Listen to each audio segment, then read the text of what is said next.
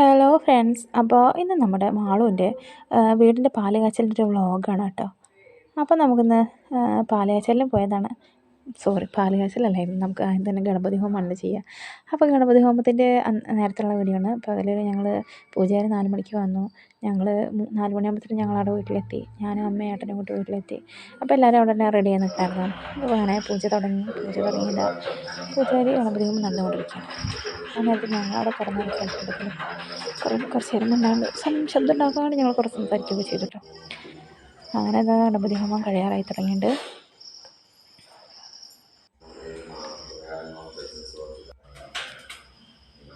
അങ്ങനെ ഗണപതി ഹോമം കഴിഞ്ഞോട്ട് കൊടുത്ത് ഞങ്ങൾ എന്ത് ചെയ്തു, ചായ വെച്ചു. ചായയും ബിസ്ക്കറ്റും കൂടി ഞങ്ങൾ എല്ലാവരും ഇരുന്ന് അങ്ങോട്ട് കുടിച്ചു. പിന്നെ കുറച്ച് സമയം ഗ്യാപ്പ് ഉണ്ടായിരുന്നു. ആ സമയം കൊണ്ട് ഞങ്ങൾ ചോറും കൂട്ടാനൊക്കെ വെച്ചു. അത് കഴിഞ്ഞ് വീണ്ടും പാല് കാച്ചാനായിട്ട് ഞങ്ങൾ വന്നു. പാല് കാച്ചിയത് ഇഷ്ടിക വെച്ചിട്ട് തന്നെ കേട്ടോ പാല് കാച്ചിയത്. ഗ്യാസ് അടുപ്പ് മാത്രമേ ഉണ്ടായിരുന്നുള്ളൂ. അപ്പോൾ അതേ പാല് പൊന്തി വന്നിട്ടുണ്ട് കേട്ടോ. അപ്പോൾ നമ്മൾ പുതിയ വീട്ടിലെ പാല് കാച്ചിൽ അങ്ങനെ കഴിഞ്ഞിരിക്കുന്നു. അടിപൊളിയായി